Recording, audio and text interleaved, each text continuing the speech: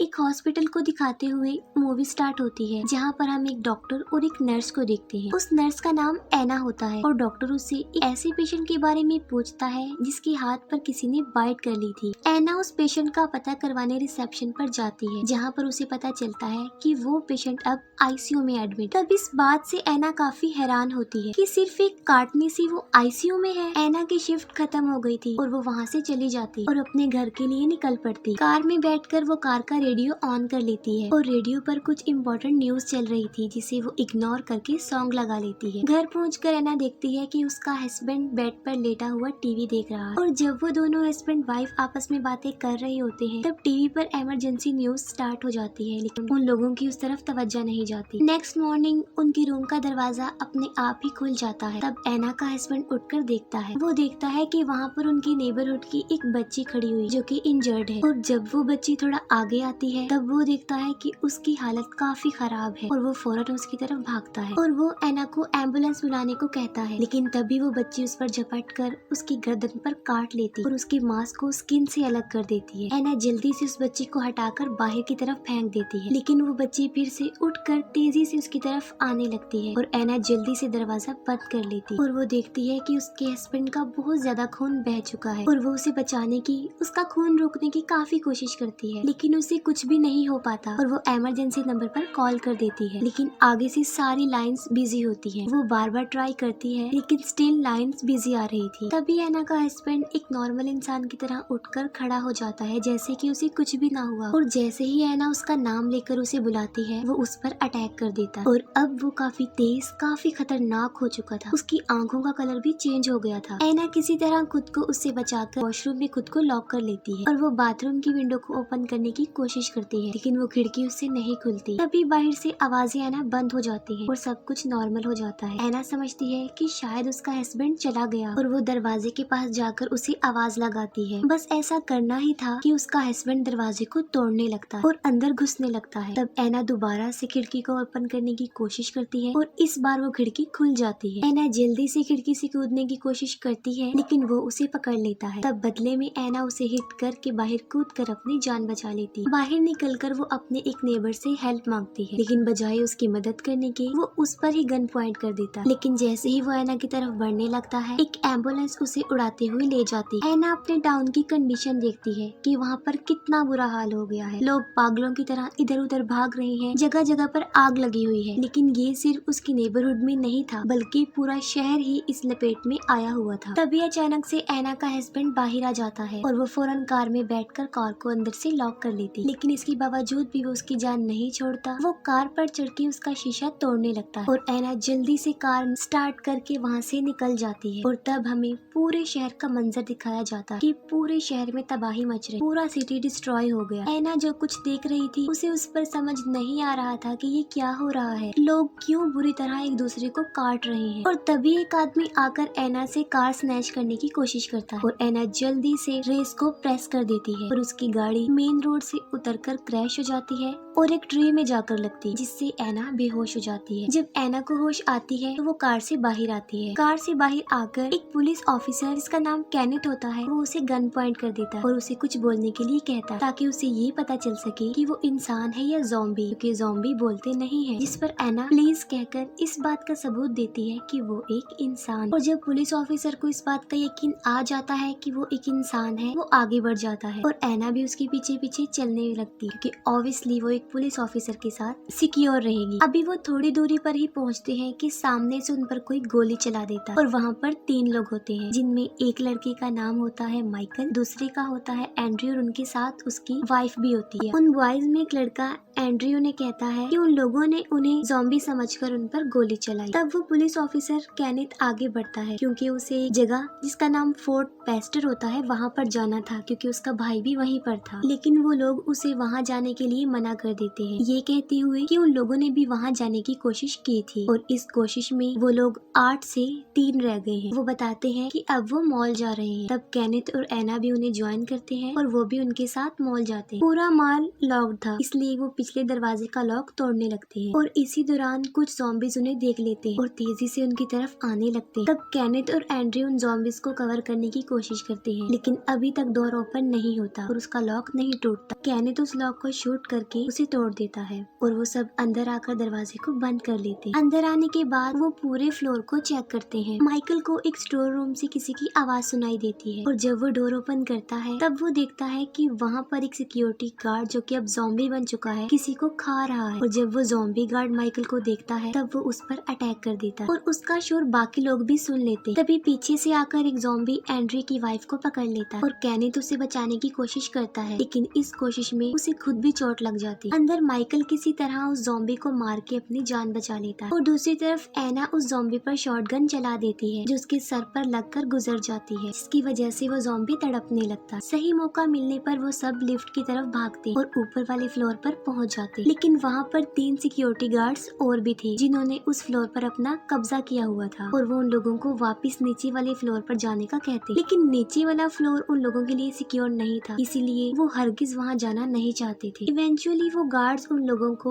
उस फ्लोर पर अपने साथ रखने के लिए एग्री हो जाते हैं, लेकिन उनकी हेल्प करने के लिए नहीं बल्कि उन्हें प्रिजनर्स बनाकर, और वो उनसे उनकी गन्स भी छीन लेते हैं। अंदर जाकर एना कैनेथ के जख्म की पट्टी करती है और एंड्रयू देखता है कि उसकी वाइफ को एक ज़ॉम्बी ने काट लिया, लेकिन वो इस बात को हाइड रखता है और किसी से शेयर नहीं करता। वो लोग टीवी देखते हैं और उन्हें न्यूज पर उन ज़ॉम्बीज के बारे में ये इन्फॉर्मेशन मिलती है कि ये ज़ॉम्बी सिर्फ सर में गोली मारने से ही मरते हैं। और मिलिट्री ऑफिसर बताता है कि फोर्ट पेस्टर जहाँ पर कैनेथ ने जाना था ये वही प्लेस थी और वो अभी तक सेफ है। अगर कोई सर्वाइवर यहाँ आना चाहता है तो वो यहाँ आ सकता है। वो सिक्योरिटी गार्ड्स ग्राउंड फ्लोर पर जाते हैं ताकि ज़ॉम्बीज से लड़ सके, और वो ज़ॉम्बी जो पानी में तड़प रहा होता है वो उस पर वो बात आजमाते हैं कि उन्हें सर पर मारने से ही वो मरते हैं, और वो ज़ॉम्बी को शूट कर देते हैं। और बाकी लोग छत पर सिग्नल यानी SOS लिखते हैं ताकि हेलीकॉप्टर्स यहाँ पर आए और उनकी हेल्प कर सके। मॉल के सामने वाले फ्लोर पर एक सर्वाइवर होता है जो वहाँ पर अकेला था। फिर हम देखते हैं कि मॉल के आसपास बहुत सारे ज़ॉम्बीज जमा हो रहे हैं। रात को सिक्योरिटी गार्ड सीजे उन सब लोगों को एक कंपार्टमेंट में बंद कर देता है ताकि वो कोई ऐसी वैसी हरकत ना कर सके। नेक्स्ट मॉर्निंग एक सिक्योरिटी गार्ड जब सिक्योरिटी रूम में जाता है तब वो CCTV फुटेज में देखता है कि एक ट्रक उस मॉल यानी उनकी तरफ तेजी से आ रहा है और सब लोग उस ट्रक में बैठे हुए सर्वाइवर्स को बचाना चाहते थे, लेकिन सिक्योरिटी गार्ड सीजे जिसे सिर्फ अपनी जान प्यारी थी और वो उन्हें बचाना नहीं चाहता था। तब दूसरा सिक्योरिटी गार्ड उसकी इस बात पर एग्री नहीं करता तो वो उसे भी मारने की धमकी देता। इसी बहस के दौरान मौका मिलते ही वो सब उनसे उनके हथियार छीन कर अब उन्हें प्रिजनर्स बना लेते हैं और फिर वो ट्रक वाले लोगों को बचाने जाते हैं और उन लोगों को पिछले डोर पर आने का सिग्नल देते हैं। ड्राइवर ट्रक को बैक करके दरवाजे पर ट्रक लगा देता है। तब माइकल और एंड्रयू उन्हें बचाने के लिए बाहर आते हैं और एक कपल पहले ही ट्रक पर चढ़कर खुद को सेव कर लेता है, लेकिन वो कहते हैं कि ट्रक के अंदर भी 6 लोग हैं। अब सारे ज़ॉम्बीज उनकी तरफ बढ़ने लगते हैं और वो दोनों उनका मुकाबला करते हैं, उन्हें मारते हैं, लेकिन वो ज़ॉम्बीज तादाद में बहुत ज्यादा थे। तब वो जल्दी से भागकर दरवाजे को लॉक कर लेते और वो लोग उन ट्रक में बैठे सारे सर्वाइवर्स को बचा लेते हैं और वो टोटल 8 लोग। अब क्योंकि उनके पास ट्रक भी था तो कैनेथ फोर्ट पेस्टर के लिए जाने लगता है, इस पर एक सर्वाइवर उसे ये कहकर मना कर देता है कि फोर्ट पेस्टर पूरी तरह डिस्ट्रॉय हो गया, अब वहाँ पर कोई भी जिंदा नहीं बचा। लेकिन कैनेथ उसकी बात नहीं मानता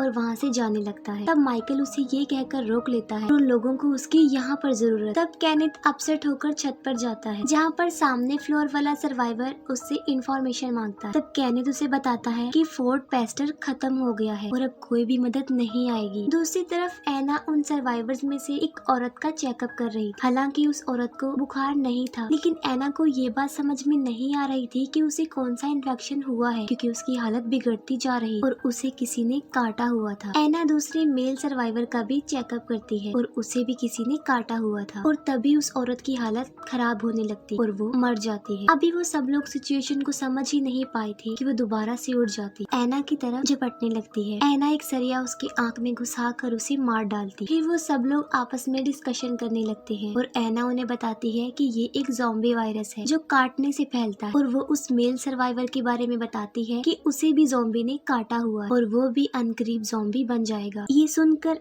एंड्रयू काफी हैरान और परेशान हो जाता है क्योंकि उसकी वाइफ को भी ज़ॉम्बी ने काटा हुआ था और वो चुपके से उसके पास चला जाता है। तब माइकल कहता है कि हमें उस मेल सर्वाइवर को मार डालना चाहिए वरना उनमें से भी कोई नहीं बचे और वो गन लेकर उसे मारने के लिए जाता है। एना जाकर उस आदमी को बताती है कि माइकल उसे मारने आ रहा है, लेकिन वो उसकी बात को मजाक ही समझता है। माइकल आकर उसे कहता है कि वो सबके लिए खतरा है, उसे मरना होगा क्योंकि वो इन्फेक्टेड है। ये बात सुनकर वो मरने के लिए तैयार हो जाता है। एंड्रयू अपनी वाइफ के पास जाता है और उसे इस बारे में कुछ भी नहीं बताता, बल्कि ये कहता है कि उसका जख्म अब ठीक हो रहा। निकोल अपने फादर को गुड बाय कहती है। केनेथ उस पर नजर रख रहा था क्योंकि वो उसके ज़ॉम्बी बनने का वेट कर रहा था, और जैसे ही निकोल का बाप ज़ॉम्बी बनता है वो मौका देखते ही उसे शूट कर देता है। अब वो सब लोग खुशी खुशी वहाँ पर अपनी जिंदगी गुजारने लगते हैं क्योंकि वहाँ पर किसी भी चीज की कोई कमी नहीं। ऑन्ड्रे ने अपनी वाइफ से किसी को भी मिलने नहीं दिया, और केनेथ और सामने वाले सर्वाइवर के बीच भी बोर्ड नोट के जरिए बातचीत होती रहती थी और वो सब लोग काफी इंजॉय कर रहे थे। लेकिन टाइम गुजरने के साथ साथ मॉल के बाहर ज़ॉम्बीज की तादाद में भी इजाफा हो रहा था। एक दिन वो सब बैठकर डिनर कर रहे होते और तभी लाइट चली जाती है और हर तरफ अंधेरा छा जाता। तब केनेथ, माइकल, सीजे और सिक्योरिटी गार्ड बेसमेंट में जनरेटर के लिए जाते हैं। वहाँ पर उन्हें कुछ आवाजें सुनाई देती हैं और वहाँ पर किसी की मौजूदगी का एहसास होता है, और अचानक से उनके सामने एक डॉग आ जाता है जिसे देखकर वो रिलैक्स हो जाते हैं। तभी अचानक से एक ज़ॉम्बी आकर सिक्योरिटी गार्ड को पकड़ लेता है और उसे बाइट कर लेता है। उस गार्ड के चिल्लाने से बाकी ज़ॉम्बीज भी वहाँ पर आ जाते हैं और वो लोग जान बचाने के लिए वहाँ से भागते हैं। उस सिक्योरिटी गार्ड को वो नहीं बचा पाते और सारे ज़ॉम्बीज उसे पकड़ के खा लेते हैं। वो लोग एक गेट के पीछे खुद को लॉक कर लेते हैं और उन ज़ॉम्बीज को मारने लगते, लेकिन उनकी गोलियां भी खत्म हो रही थी। तब माइकल उन ज़ॉम्बीज पर पेट्रोल छिड़क देता है और वहाँ पर आग लगा देता है, जिससे सारे ज़ॉम्बीज जलने लगते हैं और यहाँ पर ज़ॉम्बीज से उनकी जान बच जाती है। ऑन्ड्रे की वाइफ की डिलीवरी का टाइम था और ऑन्ड्रे ने उसे चारों तरफ से बांधा हुआ था। उसकी वाइफ की आखिरी सांसें चल रही थी और देखते ही देखते वो मर जाती और देखते ही देखते वो दोबारा से जिंदा हो जाती है, जो कि अब एक ज़ॉम्बी बन गई। अब क्योंकि वो जिंदा थी तो वो एक बच्ची को पैदा करती। तब ऑन्ड्रे उसका मुंह बंद कर देता है ताकि उसका शोर सुनकर कोई यहाँ ना आ जाए। तब एक सर्वाइवर लेडी उस रूम में आती है और जब वो ऑन्ड्रे की वाइफ को देखती है तो वो अपनी पिस्टल निकालती। तब ऑन्ड्रे उसे कहता है कि वो क्या उसकी वाइफ को मारेगी, वो उसकी फैमिली से दूर रहे, लेकिन वो लेडी उसकी वाइफ को शूट कर दे और बदले में ऑन्ड्रे उस लेडी को शूट कर देता है। मरते मरते वो लेडी